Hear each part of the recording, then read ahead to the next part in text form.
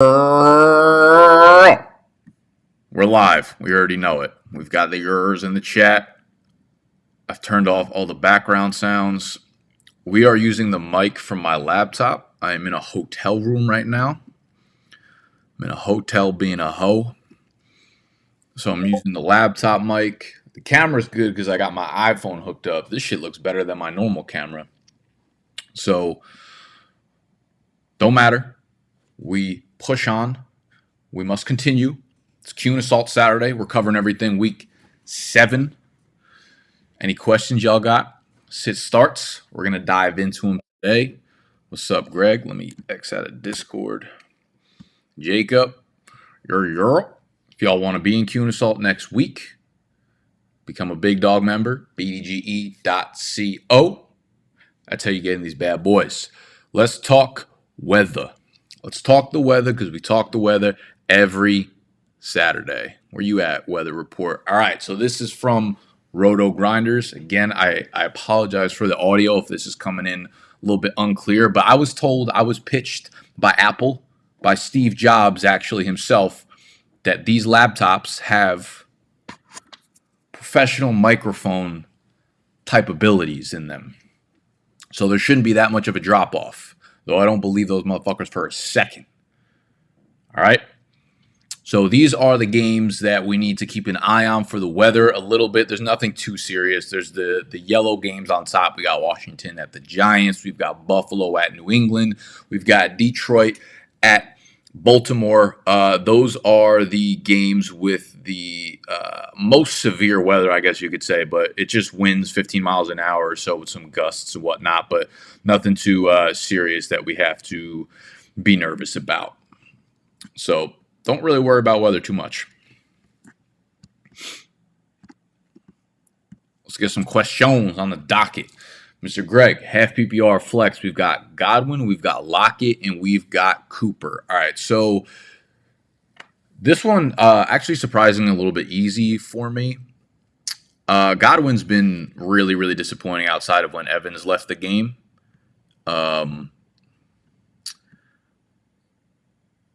So he's probably my 3 here. Cooper was nice and impressive with P.J. Walker.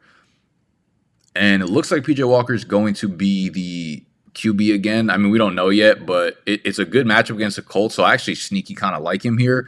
However, I think when all is said and done, I'm going to go Lockett. I don't know if DK is going to play or not. I don't really necessarily care that much because Arizona's given up just absolutely donating points to the wide receiver position at this point. And if DK's out, I mean, Lockett's probably penciled in 10 targets or so. So Lockett's my 1, Cooper's my 2, and Godwin would be my Trey spot.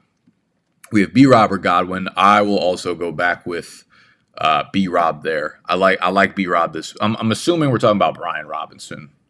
I'm a big fan of Brian Robinson. I mean, he's just so involved. I think I'd almost pencil him in for a touchdown against the New York Football Giants.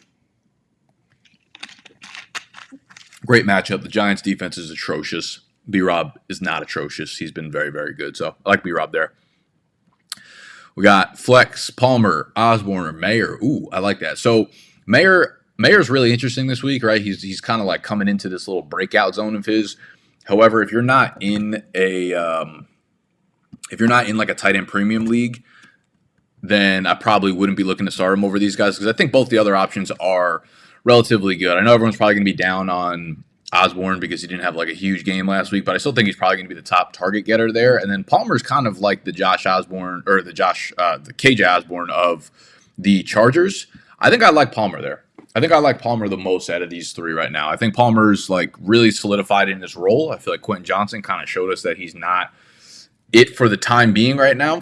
They got to play against the Chiefs. I want to say that over-under is at like 48 points right now, which is, I want to say, the second highest on the slate. Yeah, it is. So they got 48 as the total in that game. The next highest is obviously the Dolphins. Eagles at 51.5. So this is a game where I think both quarterbacks are going to throw the ball a lot, and I think Palmer's just kind of designated to get a good amount of volume. You sound fine. Relax. Relax, Anna. Sam. Hey, Nick, I love your content and everything you guys are doing. I was curious as to what your favorite websites are for conducting research on players. So there's a lot. It really depends. Maybe I'll talk through my process a little bit about how I think about diving into a player specifically, because there are so many websites out there that I use, and they're all kind of used for different purposes. So what I typically like to do is generate a stance or a take that I have on a player, right? And I don't do it via numbers or like doing any research at first. A lot of the times you could think of stances that you have on players. It might be because you heard a stat or something, but a lot of times it's like subconscious. You say, hey, I really like this guy for this reason, right? And it's kind of something in your head that just like pops out. So I go from there. So I basically make a stance on a player that I think for whatever reason is the right stance. And then I'll dive into the websites based on whatever it is my brain is telling me to spit out, right? If I'm thinking about like, okay, I still love Christian Watson, right? This is just kind of off the top of my head. We're going to do a thought experiment here. I still love Christian Watson. I think he's a guy you should trade for. And the reason being is that in his limited time while he's been playing, like in my head, I might say like Christian Watson because he just gets so many fucking deep targets. He's eventually going to connect there, right? Like that's what my brain says, but I don't want to say that to you guys. I want to clarify it a little bit more with a little bit of research, some numbers behind it to verify or play devil's advocate to myself. The research part is important because a lot of times the thoughts that you have are based on very biased things that you maybe seen on like a Twitter timeline or just seen on like SportsCenter or some shit like that. And you might have the bigger picture wrong. So to myself, I say like Christian Watson keeps getting deep targets. So what I would do is say, okay, I want to go look at Christian Watson. He's playing in limited times. How many snaps is he playing? What is his percentage? And if it's still not there yet, if it's still not up to like 80, 90%, why not? Probably because he's coming back from injury. How many deep targets per game is he getting? What is his air yard share? How many deep shots per game can we expect going forward? What is Jordan Love's deep accuracy kind of thing like that? You know what I mean? So I'm starting to pick apart the numbers that actually back up the thing that's being said in my head. And then that's where you obviously need to know like the resources of where to go in order to back those numbers up or to, play against yourself there. So there are a lot of now free resources that you can use. So I guess it would kind of depend on the stat that you're looking for, but some of my favorite ones, like for very, very basic fantasy stats, you can go to fftoday.com. They have like all the leaderboards of player stats, yards, and things like that. They're more basic. Teamrankings.com is another good one that you can get stats on just overall teams. So like defenses rushing yards allowed per game, or offenses like offensive red zone trips per game, shit like that. Like things that are more like team related. You can go to teamrankings.com. The 33rd team, so the 33rd team.com, and then you can click on the top menu. It's called the Edge. It's like their chart where you could see fantasy points allowed to each position by every team and stuff like that. That's a really good one. Fantasylife.com, their utilization report, I think is a really cool free resource that you can go like game by game and look at how many snaps a single player has. I use some paid ones as well, like PFF, their premium package I think is really, really cool. You get a lot of like in-depth statistics on that stuff. Honestly, I have a folder of about like 30 or 40 resources that I use.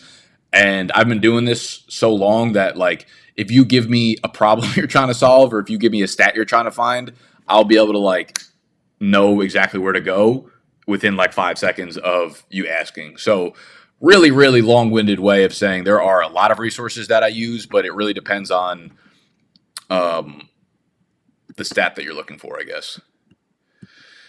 PPR, Hunt, Wandell, or JSN. I want to say you might have dropped this in the Discord chat. So it would be, it depends on DK's status right now. If DK's out, I'd go JSN here. If DK is playing, which I feel like 51-49 DK plays here, I would go with Wandell here. Wandell's been a nice little PPR stud. Full PPR, we've got Wandell again, Josh Reynolds, or Tyler Algier. I don't really like Algier in full PPR. The Bucs' run defense is relatively good. I actually want to check how they're doing against running backs in terms of pass defense. So for something like that, I would look at the 33rd team. I go to the Edge. I would go to the first drop down they have in the top left corner where it says like passing, rushing, receiving. I go to team defense versus running backs. Right now, Tampa Bay is allowing they're like the 12th fewest fantasy points to the running back position, but more so I want to think about the targets, I guess, and stuff like that, because that is where we're kind of zoning in on in terms of like full PPR, right? So we're looking at that. But they have actually allowed the 7th most targets and the 7th most receptions to the running back position this year. So they do have maybe a soft linebacking group in terms of like coverage on the running backs. That really wouldn't sway me, because I think in a scenario like this, when you're deciding between like a pure power running back and 2 wide receivers in full PPR, I would almost always sway that way. I think the nature of the Lions-Ravens game is going to be a little bit ugly. I think that's going to be a low-scoring game with 2 really, really good defenses, and the weather will be a little windy there, so maybe they don't take as many shots downfield. Amon-Ra's there, Jameson Williams there. Jahmyr Gibbs is also back, who's a pass-catching weapon, of course. They got Sam Laporta, so I think I would actually side with Wan'Dale there. Sutton or Downs, half PPR. So Downs has been like sneaky okay. The Browns are like fucking nearly impossible to throw the ball against, but you can kind of hit them with some slot receiver action. Sutton, you just really never know what the fuck you're getting from this Broncos offense, man. Russ has been just like relatively fucking schizophrenic here. Who are they even playing this week? Broncos play the Packers. Packers are, kind of middle of the pack defense, I think, but I do expect the Packers to come away with a win here. I think Sutton's... I think I would give it a slight lean towards Sutton. I think he's probably got a better chance of scoring a touchdown, and I also think Green Bay's got a better chance of shutting down, or I think Cleveland's got a better chance of shutting down Gardner Minshew in Indy than Green Bay does of the Denver offense. What are you traveling for? So I'm in Baltimore right now. I'm visiting JL, who is, you know this obviously, but like some people probably don't in here. JL is our newly hired CTO, and he lives down here in Baltimore. Part of our contract is that he's got to come up for some FaceTime each month to New York to get to know the team better and have a bunch of internal work that we get in on. But I told him that like every few months I'd come to Baltimore to make that trip a little bit easier for him, even though the trip is so easy for both of us. It's literally like Penn Station in New York to Penn Station in Baltimore. It's like a straight 2.5 hour trip. But I told him I'd come this month because he had his wedding last weekend, which I was actually here for. I've never been to Baltimore before, but now I've been here twice in the last 2 weekends. And he was not traveling for his honeymoon, so I was like, all right, this is like 6 days after your wedding. I'll just come down and visit you so you don't have to leave again. Unfortunately, his wife actually just came up with strep throat, and we were at her house/apartment all day. Not all day, but for a couple hours last night, which is not great. I was actually supposed to do this stream from JL's studio, but shit happens. But Baltimore happens. London or Curtis Samuel, half PPR. I'm going to give that lean to Drake London. He's actually been like low-key very, very good since he had the dud in week 1, which I feel like maybe we're kind of holding on to, but he's been relatively like super solid fantasy-wise since week 2. Obviously, he's going to have his down games because he's attached to Desmond Ridder, but if you look at the 5 games since week 2, like starting week 2 through week 6, he's had double-digit half PPR points in 4 out of the 5 games. 15.7 in one of them, 17 in last week's. Like, they're starting to heat up a little bit. And I think, like, Ridder, listen, we're never going to win anything with Ridder, but I think he's showing that, like, if we make him throw the ball a lot, there will be some statistics to back it up. I don't think he's a good real-life QB. He makes very questionable decisions, but he can deliver the ball to a dude like Drake London. He's not like a spaghetti fucking arm where he's not like these backup QBs that go in and everything just falls out from underneath you. As a NFL fucking franchise out here, I don't want him to be my starting quarterback, but realistically, he'll make London be okay. Full PPR, Wan'Dale, Josh Downs, or do I pick up Dobbs off the waiver? That's kind of interesting that Dobbs is available there. I think I've answered this before in some roundabout way, but I would go Wan'Dale over Josh Downs. And then Dobbs versus the Broncos actually is kind of like a really sexy little twist there. I actually think I would take. I think if I had those 3, I would start Dobbs. I think Wan'Dale's probably the safest, but if you need any sort of little sprinkling of upside there, like Wan'Dale really doesn't ever score touchdowns, but He's a really secure like 5 for 50 as a floor guy. Dobbs obviously has some ceiling there, but Christian Watson's back, so maybe the ceiling's dampered a little bit. But I think Dobbs got some nice touchdown upside. So I think it's really, really close. I personally think I like Dobbs a little bit more than Wandell, but if you feel safer with Wandell, I got no problem with that. What up, Mr. Influence? I am tempted to start Dobbs over Deontay Johnson due to matchup and injury return. So should I play Dobbs or Deontay full PPR? I'm pretty ready to just let Deontay rip now that he's back. In full PPR, he's a dude. I think he'll go right back into a role of seeing like 8 to 9 targets, realistically. I'm not really too concerned. He spent a lot of time out. I think he's fully recovered. I'm not really worried about Deontay Johnson, so I would play him over Dobbs. Tindy baby. Made a trade this week. I got Aaron Jones for White, I'm assuming Rashad White, and a low-end wide receiver. Wondering if you think Bijan, Cook, and Aaron Jones are a great running back set, or if I should move one of my bigger wide receivers with Cook. I'm going to assume you mean James Cook, not Dalvin Cook. I want to say White was Rashad White, and you didn't tell me who the low-end wide receiver was. I don't know. Why'd you keep that hidden from me?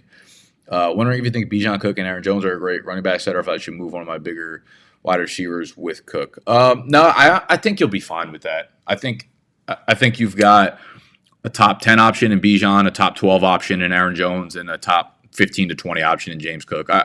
I would feel very comfortable with that trio right there. I would hold on to your receivers. Dynasty, half PPR superflex, first place and first in points. What the fuck you need me for? You out here rolling. I traded Stevenson, QJ, my 2024 second for Aaron Jones and Pittman. Thoughts? You didn't really give up too much. Like Steven, I actually on this note, I'll give you a little insight here. I'm in a tiered PPR dynasty league, so running backs get half PPR, wide receivers get full, tight ends get 1.5. I actually just made a trade this morning. I gave away Ramondre for Tank Dell and Jonnu Smith, which I was really fucking happy about. It kind of feels like the way I look at dynasty, especially when the settings are like wide receiver heavy and you want to invest a lot in young wide receivers, like full PPR, start 3 wide receivers kind of thing. Guys that are in that like Stevenson and even Aaron Jones-ish, I tend to try to stay away from like investing any sort of real capital, whether that's startup capital or like trading things for running backs that are in that like 25 to 27 range years old. Like if your team is kind of put together, unless they're elite, like I have no problem holding on to really elite running backs, like high end dudes, whether it's like the Ecklers, McCaffreys, whatever, those guys, of course you want on your team because they're legit league winners. But the other dudes like the Ramondres that are now, 25 years old and very soon to fall off the cliff in a couple of years, but they give you kind of like replaceable fantasy points. Those are the dudes that you should really like stay away from because you find so many replaceable players to throw into those fucking slots with you. So that being said, like I like Aaron Jones more than Stevenson. The way I would kind of look at this is like QJ in a second for Pittman, which it's very easy to be super reactionary right now and say like, oh, QJ's fucking done for. He's terrible. He's still a first round pick attached to Justin Herbert. Maybe he needs a year, right? Like maybe next year Mike Williams and or Keenan Allen are not there anymore. And QJ is a starting wide receiver in 2 wide receiver sets with Justin Herbert. His value just spikes up, But I also like the fact that Pittman's now tied to Anthony Richardson, and that's going to be a nice little duo for a while. So long-winded way of saying I've got no problem with the trade. I think it's good. And the fact that, you're first in points in first place right now means you are competing for a championship. And obviously the latter side of that trade gives you dudes that you can compete with immediately. I think that's a good trade for you. I would say I don't think either side really necessarily like lost the trade per se, but I'd give you a slight lean for sure, especially based on context. Half PPR, 2 flicks. Madison, Aaron Jones if he plays. Dobbs already have Watson in my lineup. Wandell, yes, a lot of Green Bay. Aaron Jones for sure is getting into my lineup if he plays, which I think he will be. Dobbs, I will sit at this point because you already have Watson and Aaron Jones in your lineup. So it is between Wandell and it's between Madison. Half PPR, I'm a little less intrigued by Wandell, obviously. Madison's sneaky been like, okay. He's sneaky been pretty good. And I think with Justin Jefferson out, Madison Let me pull this up to make sure I'm not just like fucking yapping about like lying out here. Madison last week had 7 targets. 7 targets. He's had a few. I mean, he got into the end zone the week prior, and then he had 98 yards the week before that, 120. Like he's been sneaky okay since the start of the season where he was super miserable. He's been okay, and I kind of feel like I would be okay with Madison here. So I'd side with the 2 running backs. I think Logan Thomas or Luke Musgrave, half PPR. Logan Thomas was very, very detrimental to our analysis last week. We'll put it that way. But that doesn't mean I want to completely go away from him. Like when I look at his involvement on the team, right? Like he had a great week the week before that, and he started running all the routes, etc.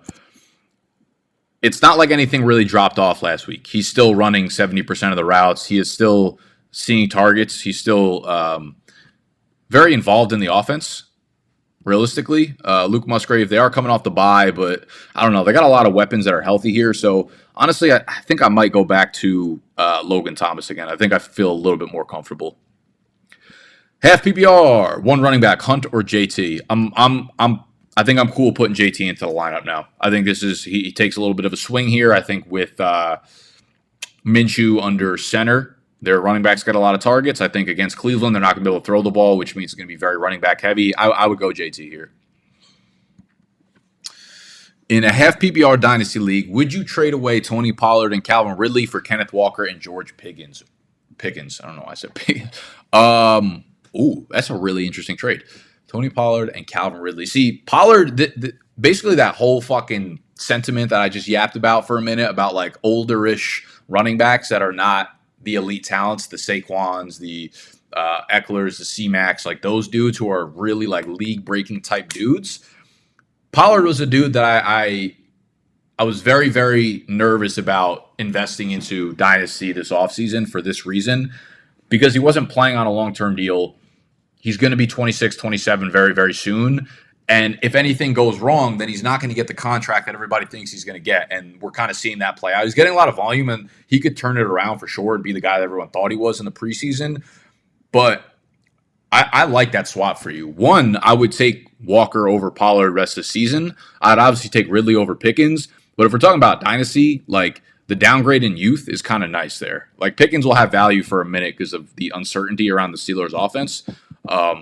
So I like that move. I think I would, oddly enough, it feels like there's a lot of firepower on the Pollard and Ridley side just from name value. But if you actually look at what these dudes are doing for your team, Walker is probably the most valuable piece of that trade by far. So I think I like the Walker side and the youth side. Rashee Rice or Jordan Addison, half PPR. Yeah, I'll go back to Addison again. I think he'll be fine. I'm not too worried that, it wasn't like a breakout performance. And here's the thing with Rashee Rice, we're all hoping and wishing that it happens. We're still yet to see him really get up there in like the 60 to 70% snap range. He had a good game last game, but he was still hovering around 45 to 50% of the snaps like he's been pretty much all season. So, like, Rashee Rice is one of the premier stashes right now in fantasy, but I'm not overly comfortable to the point that I want to start him in front of a dude like Addison, who I know is going to get targets and probably get some deep shots down the field. So I'll run back to Addison on that one. Hello, Nicholas. What up, G? I'm in trouble at quarterback. Aren't we all with Fields hurt? I picked up Goff, but the matchup scares me. Geno has a juicy matchup and is out there on the waivers. Who do you trust more for a better floor? Yeah, if it makes you feel any better, I have Fields. I'm in one QB league. It's actually a league with Austin Eckler. He's in the fucking league, and I just beat him last week or 2 weeks ago, which is it's a 1 quarterback league in which I have Justin Fields, and he's obviously on the IR right now for me. And I picked up Geno. I did not have the option of picking up Jared Goff, which I would have, but this week in particular, I would play Geno over Jared Goff. Yes, I would do that. But I would try not to drop Goff if you can, because he's been super fucking reliable. This just feels like a game that's going to be like a grinded out fucking battle type of game,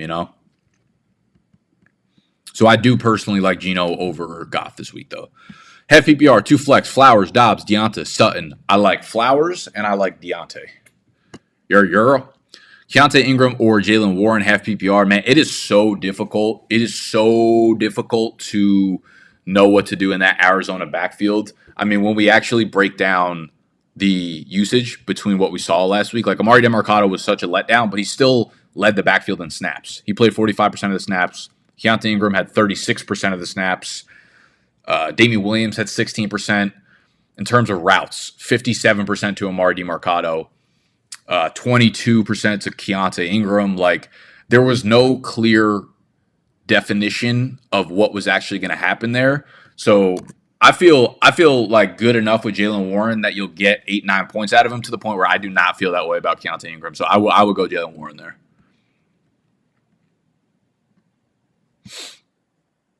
Kyron Williams officially placed on IR. Rest in peace. Jail, you little bitch. You little bitch boy. Full PPR, one running back, Moss or Ford. I feel like you meant to throw influence. Did you mean to throw a third running back in here? You just follow up and throw a third running back if you meant to. There's a comma there. There's a comma there, and I feel like you would have put or in between those two. Full PPR, if DK does not play, Dobbs or Pickens. Man, I don't really like Pickens with Deontay Johnson in.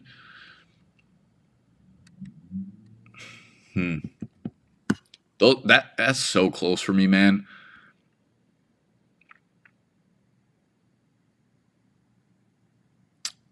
I think I'd give it a slight lean towards Pickens. Very, very slight, but I don't feel great either. I don't feel great about choosing either way. Just because Pickens can have that like big play, explosive play at any moment, you know. Chad, standard, pick one. Mitchell, Wilson Jr., Ingram, or Hill. Good Lord, you are hurting. All right, so this is tough because if you decide, like, I kind of like Mitchell the most, just very raw here, but you'll also have to bank on the fact that, like, C-Mac won't play on Monday night, and if you choose Mitchell and then you wait till Monday night and then C-Mac plays, then you're kind of fucked. So I would probably choose before that. So that gives us a spot between Jeff Wilson Jr., who I have such little confidence in this week, Keontae Ingram, or Justice Hill, who's playing against the Lions defense, who have been fucking ferocious against running backs. They have been one of the, if not like the best overall team. They are actually allowing the single fewest fantasy points to opposing running backs. 3.1 yards per carry, 11.8 fantasy points per game to the opposing running back position. It's just not where I want to go. I do feel probably the best about Hill's like workload, but it's not really going to amount to anything there.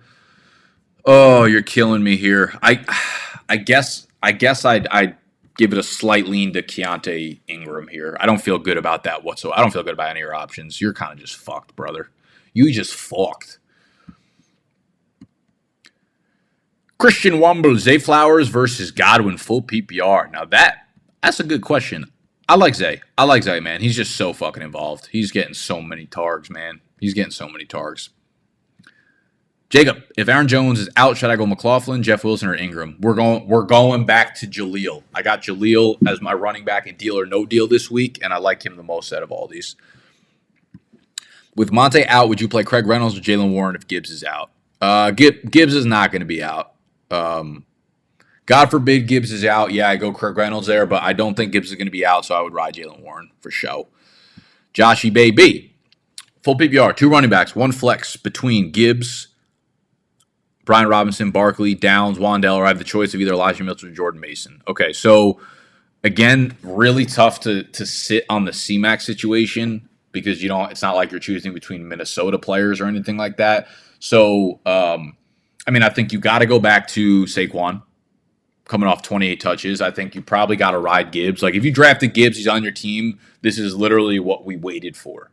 We waited for matchups like this. We prayed for days like this, to grind like this, for Gibbs to get the ball like this, Like, these are the days we waited for. I'd actually just rip off those first 3. I feel good about that. Gibbs, Brian Robinson, Barkley. Those are my guys right there.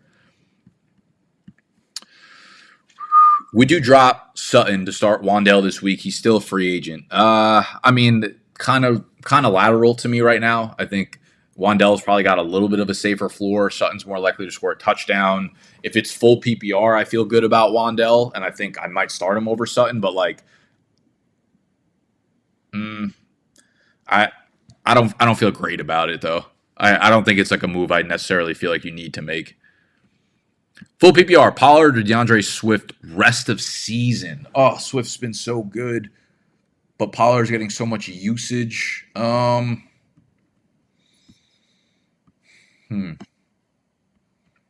That's really fucking tough. And I know this might be a fish fucking answer. I'm going Swift, man. I'm going Swift. He's looked better. He's played better. The Philadelphia Eagles are better. I don't really care what we thought about Pollard preseason. I think I'd go Swift rest of season. So you think sit with Lamar, CD, Ayuk?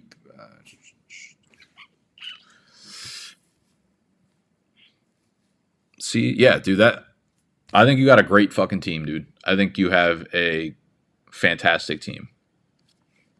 Got Nico and T as your 3-4 wide receivers. Yeah, I like that team a lot, dude. I think you're Calvin Ridley about droppable. Nah, chill. Flowers, Godwin, DJ Moore, full PPR, rank them, please. Flower, yeah, it might be that order, man. Listen, DJ Moore. I just don't know how you could project him for anything more than like 4 for 45. I just don't know with Taylor Bagent, whatever. Maybe they line up like 6 screen passes for him. Flowers would probably be my 1, and then it's AB for Godwin, DJ Moore. But I'd probably keep him in that order that you just gave him right there. Full ping pong league. Who would win? You or Eckler? Eckler for sure is fucking nasty at ping pong. I have no like logic or reasoning behind it, but Eckler feels like one of those dudes that I'm surprised like Troy Aikman isn't like, if Austin Eckler didn't play professional football, he probably would have been a professional ping pong player. I could see him. He's built just like you, JL. You and Austin Eckler, same type beat. What do you think about Kyler rest of the season when he comes back? I mean, I don't know. I mean, if Josh Dobbs is getting it done, you got to think Kyler is. My only concern is like what makes Kyler great, obviously, for fantasy is the fact that he runs the ball so well, right? And he'll put up those random like 40, 60 rushing yard games with a touchdown. But how, that knee coming right off the knee injury, how much does he run the ball? Probably not that much. So I think when I look at Kyler, like rest of the season, say he start, let's say like he comes back week 9. Week 9, 10 is his first week, and he's got 5-6 weeks of fantasy. I think he'll probably, for the most part, be ranked in that like QB 15 to 18 range on a weekly basis. And even that feels probably a little bit too generous. I was going to throw in Hunt. Okay, that goes back to the question where you had Zach Moss, Jerome Ford, and then Kareem Hunt. So Zach Moss and Jerome Ford they're playing against each other. So Zach Moss plays against Cleveland. We've got Jerome Ford playing against Indy and Kareem Hunt playing against Indy. I think I go Jerome Ford there.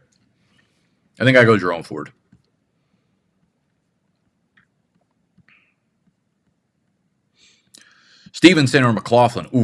Ooh. I'll go back to Stevenson here. I'll go back to little Mondre action. He had a nice little game last week, and then they're playing against the Bills, who are low key like kind of fucking terrible against running backs. They are like EPA in terms of yards per carry. They're 30th in the NFL. They let up a ton of explosive plays. They let up a lot of receptions to running backs. I think this could be another like decent game for Ramondre here. So I would take Ramondre over McLaughlin here. Kmet or Hunter Henry? Ooh. I'll go Hunter Henry here, I think, because again, I'm just not really trying to rely on Tyler Bagent, and the Bills defense is down a lot of players right now, so they're definitely not at full strength. What to do with Olave rest of the season? 15 targets, but only 12.7 full PPR points. Cars kill me. Yeah, Cars, I don't know what the fuck they're doing over there in New Orleans, man. Every single play is this drop off to Alvin Kamara. I don't know if there's anything you can really do, bro. I really don't. Like, Olave's so good. Carr is. You got to think that they have some sort of fucking sit down or intervention with this man. You got to think like, Derek, we brought you here on a $100 billion deal. Throw the ball. Stop. Look, we're gonna give you glasses within your shit that doesn't let you look behind the line of scrimmage. Like the hater blockers right here, so he can't even see Alvin Kamara. So he can only see above. They have to have some sort of intervention soon. I don't know. I better days ahead for Olave. I really think so. He's getting deep shots. They're just not really connecting. He's just too good to fail, I think, at this point. But I also think maybe we just need to kind of readjust our expectations. And rather than being like a top 10 wide receiver, he's more in the top 15 range. All right, I got to actually catch a train very soon. So I'm going to dip out right now. Jacob, I'll get you as the last question. Dobbs, McLaughlin, or the GOAT, Michael Wilson. Flex. I think I go Dobbs there. The first two, I would start both of them over Michael Wilson right now. We just have no consistency over him. I love him long term still. When Kyler comes back, I'm excited to see him as the 2 there, but I'm not starting him in any of my redraft leagues right now. Dobbs, really like the matchup against Denver, of course. Can make big plays. McLaughlin's another big play guy, but he is splitting the backfield with multiple players right now. So those guys are playing against each other. Let me see what the Packers defense is looking like right now against running backs. They are allowing the 4th most fantasy points to the running back position. They are a little bit efficient, but they're letting up a ton of pass catching work. 8 targets per game, which is 4th. They're 5th highest in receptions per game to the running back position. So Jaleel can kind of pop off. Jaleel can pop off a little bit. I think ultimately I would probably start Dobbs. I feel a little bit more comfortable with it. But realistically, if you want some upside there, I think I'd be super okay throwing McLaughlin in the lineup again just to see. He's exciting. He's like the best player on that offense right now. He's the most explosive. Got to think they're gonna continue to like move that target funnel more towards him and just like touching the ball more as the weeks go by and continue to fade P. Ryan out of fucking existence. Just saying, Ritter's outscored Burrow 5 out of 6 weeks. I'm just saying, I outscored Mac Jones 2 weeks ago.